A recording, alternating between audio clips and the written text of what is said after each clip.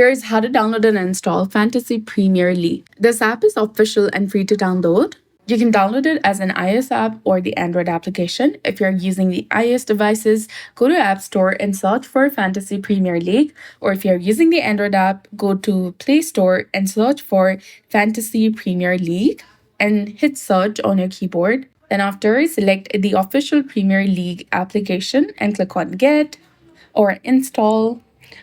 Go through a verification and wait for a few minutes or seconds for it to fully install on your device. This Premier League app lets you manage your Fantasy Premier League team and smoothly use the application for other different purposes as well.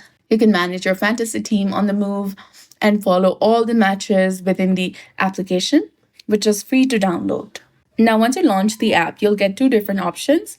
If you already have your Fantasy Premier League account, you can click on Sign into My PL, or if you do not have one, click on Join My PL option and the specific password associated with your account and click on Sign in.